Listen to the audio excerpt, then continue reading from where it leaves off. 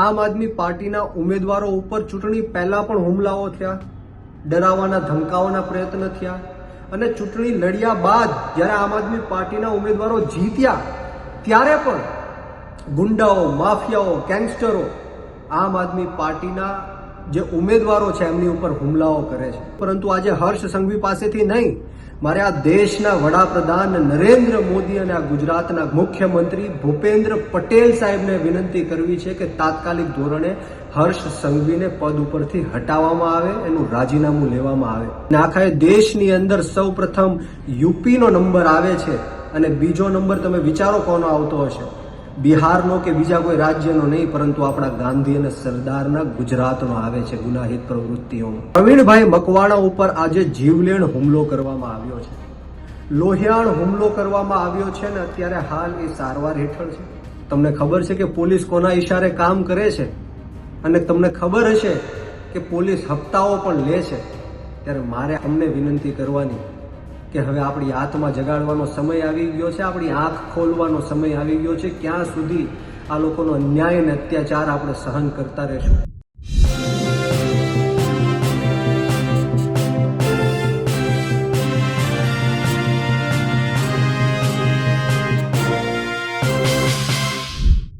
ગુજરાતમાં ભલે સબ સલામતની વાત થતી હોય પણ ગુજરાત સલામત નથી. આ વાત અમે નથી કહી રહ્યા, પણ બ્રિજરાજ સોલંકી જે આમ આદમી પાર્ટીના નેતા છે તેઓ કહી રહ્યા છે. હાલમાં જ એટલે કે આજે જ બપોરની આસપાસ આમ આદમી પાર્ટીના બોટાદના ગઢડા તાલુકાના જે સુખપર ગામ છે તેના જે પ્રતિનિધિ છે તેમના ઉપર હુમલો થાય છે. હુમલામાં તેઓ ગંભીર થાય છે અને પછી તેમને હોસ્પિટલ સારવાર અપાઈ રહી છે. ત્યારે એને લઈને બ્રિજરાજ સોલંકીએ પોતાની તીખી પ્રતિક્રિયા આપી છે. તેઓએ કહ્યું છે કે જે રીતે ભાજપના ગુંડાઓ એટલે કે આ હુમલામાં પણ તેઓએ ભાજપ ઉપર આરોપ લગાવ્યો છે અને કીધું છે કે ભાજપના જે ગુંડાઓ છે તે જ રીતે હુમલો કરી રહ્યા છે તે બિલકુલ ચલાવી લેવાય નહીં. ગુજરાતમાં કાયદો અને વ્યવસ્થા કથળી ગઈ છે અને જો આવું જ ચાલતું રહ્યું તો આગામી દિવસોમાં આમ આદમી પાર્ટીના જે નેતાઓ છે, કાર્યકર્તાઓ છે તે પણ ભગતસિંહ બની શકે છે. નમસ્કાર, હું છું ચિંતામણી પુત્રેણી પટેલ. સ્વાગત છે આપનું મારા કાર્યક્રમમાં. આવો સાંભળીએ બ્રિજરાજ સોલંકીએ ભાજપને અને ભાજપના નેતાઓને શું ચીમકી આપી છે. મિત્રો, તાજેતરમાં સમાચાર આવી રહ્યા છે કે બોટાદ જિલ્લાના ગઢડા તાલુકાના મોટા સખપર તાલુકા પંચાયત સીટના જીતેલા અમારા આમ આદમી પાર્ટીના ઉમેદવાર પ્રવીણભાઈ મકવાણા ઉપર આજે જીવલેણ હુમલો કરવામાં આવ્યો છે, લોહિયાણ હુમલો કરવામાં આવ્યો છે ને અત્યારે હાલ એ સારવાર હેઠળ છે. પરંતુ વાત મારે એ કરવાની છે કે આમ આદમી પાર્ટીના ઉમેદવારો ઉપર ચૂંટણી પહેલા પણ હુમલાઓ થયા, ડરાવવાના ધમકાવવાના પ્રયત્ન થયા અને ચૂંટણી લડ્યા બાદ જ્યારે આમ આદમી પાર્ટીના ઉમેદવારો જીત્યા ત્યારે પણ ગુંડાઓ, માફિયાઓ, ગેંગસ્ટરો આમ આદમી પાર્ટીના જે ઉમેદવારો છે એમની ઉપર હુમલાઓ કરે છે. આ કોના કહેવાથી કરે છે, આ કોના કારણે થાય છે એ આ ગુજરાતની જનતા જાણે છે. પરંતુ મારે આજે તમને કહેવું છે કે અવારનવાર હું આ ગુજરાતના ગૃહમંત્રી હર્ષ સંઘવીનું રાજીનામું માંગતો આવ્યો છું. આની પહેલાના વિડીયોમાં ડ્રગ્સને લઈને મેં રાજીનામું માંગ્યું, પરંતુ આજે હર્ષ સંઘવી પાસેથી નહીં, મારે આ દેશના વડાપ્રધાન નરેન્દ્ર મોદી અને આ ગુજરાતના મુખ્યમંત્રી ભૂપેન્દ્ર પટેલ સાહેબને વિનંતી કરવી છે કે તાત્કાલિક ધોરણે હર્ષ સંઘવીને પદ ઉપરથી હટાવવામાં આવે, એનું રાજીનામું લેવામાં આવે. કારણ કે આજે રિપોર્ટ આવ્યો છે ગુજરાતની અંદર, જે રીતના આજે બોટાદમાં હુમલો થયો અમારા આમ આદમી પાર્ટીના જીતેલા તાલુકા પંચાયતના સભ્ય ઉપર, એવી જ રીતના ગુજરાતની અંદર 6.15 લાખ ગુનાઓ નોંધાયેલા છે.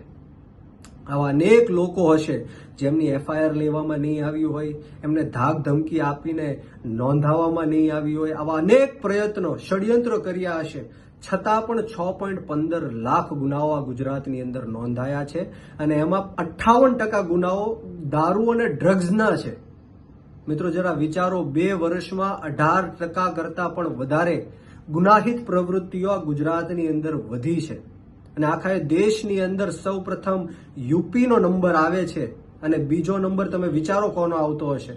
બિહારનો કે બીજા કોઈ રાજ્યનો નહીં, પરંતુ આપણા ગાંધી અને સરદારના ગુજરાતનો આવે છે ગુનાહિત પ્રવૃત્તિઓમાં. મિત્રો, આ ભારતીય જનતા પાર્ટીના હાથમાં, એમના નેતાઓના હાથમાં આપણું ગુજરાત સુરક્ષિત નથી, આપણા ગુજરાતના બાળકો સુરક્ષિત નથી. અવારનવાર 15-15, 20-20 દિવસે ખૂન થાય છે, નાની નાની દીકરીઓના બળાત્કાર થાય છે, દારૂ વેચાય છે, ડ્રગ્સ વેચાય છે, ભ્રષ્ટાચાર થાય છે. આપણે આ કેવા ગુજરાતમાં જીવી રહ્યા છીએ? ત્યારે મારે આ દેશના વડાપ્રધાન નરેન્દ્ર મોદી અને આ ગુજરાતના મુખ્યમંત્રી ભૂપેન્દ્ર પટેલ સાહેબને વિનંતી કરું છું, હાથ જોડું છું કે તાત્કાલિક ધોરણે હર્ષ સંઘવીનું રાજીનામું લેવામાં આવે. કારણ કે આ ગુનાહિત પ્રવૃત્તિઓ ગુજરાતની અંદર દિવસે ને દિવસે વધી રહી છે અને આવનારા દિવસોમાં યુપીને પણ પાર કરીને આખા દેશમાં સૌથી પહેલો નંબર ગુજરાતનો આવવાનો છે. કારણ કે આ ભારતીય જનતા પાર્ટીના નેતાઓના ઈશારે એમના નીચે આવી ગુનાહિત પ્રવૃત્તિઓ દિવસે ને દિવસે વધતી જાય છે. મિત્રો, આપણે સૌએ આપણી આત્મા જગાડવાની જરૂર છે. આપણે મનોમંથન કરવાની જરૂર છે કે આપણે હજારો કરોડો રૂપિયાનો ટેક્સ આપણી સુરક્ષા માટે આપીએ છીએ, છતાં પણ વેપારીઓ હોય, યુવાનો હોય, મહિલાઓ હોય, રત્ન કલાકારો હોય, પશુપાલકો હોય, આ ગુજરાતની અંદર કોઈ પણ સુરક્ષિત નથી. તમને ખબર છે કે પોલીસ કોના ઈશારે કામ કરે છે અને તમને ખબર હશે કે પોલીસ હપ્તાઓ પણ લે છે. ત્યારે મારે તમને વિનંતી કરવાની કે હવે આપણી આત્મા જગાડવાનો સમય આવી ગયો છે, આપણી આંખ ખોલવાનો સમય આવી ગયો છે. ક્યાં સુધી આ લોકોનો અન્યાય અને અત્યાચાર આપણે સહન કરતા રહેશું? અને સાથોસાથ મારે એ પણ આજે વિનંતી કરવાની કે બોટાદની અંદર પ્રવીણભાઈ મકવાણા, જે અમારા આમ આદમી પાર્ટીના જીતેલા તાલુકા પંચાયતના સદસ્ય છે, એમની ઉપર જે જીવલેણ હુમલો કરવામાં આવ્યો છે, એમના જે મારનાર ગુંડાઓ છે, અપરાધીઓ છે, આરોપીઓ છે, એમને તાત્કાલિક ધોરણે પકડવામાં આવે. નહીંતર આમ આદમી પાર્ટી આવનારા દિવસોમાં સમગ્ર ગુજરાતની અંદર ગાંધી ચિંધ્યા માર્ગ ઉપર અને જરૂર પડે તો શહીદ આઝમ સરદાર ભગતસિંહના માર્ગ ઉપર પણ અમારી આંદોલન કરવાની તૈયારી છે. જય હિન્દ, જય જવાન, જય કિસાન, ભારત માતા કી જય. જે રીતે આમ આદમી પાર્ટીના આ નેતા ઉપર હુમલો થયો છે, કોણે કર્યો છે તપાસનો વિષય છે, પણ આમ આદમી પાર્ટી માને છે કે તે ભાજપના લોકોએ આ કર્યું છે. ત્યારે આ અંગે આપ શું માનો છો? જરૂરથી અમારા કોમેન્ટ બોક્સમાં કોમેન્ટ કરજો. એ સિવાય અમારી યુટ્યુબ ચેનલ લાઈક કરો, સબસ્ક્રાઇબ કરો, બેલ આઇકન દબાવો. સાથે અમારી વેબસાઇટ છે www.gujaratpress.in, ત્યાં પણ જઈને તમે વધુ અપડેટ થઈ શકો છો.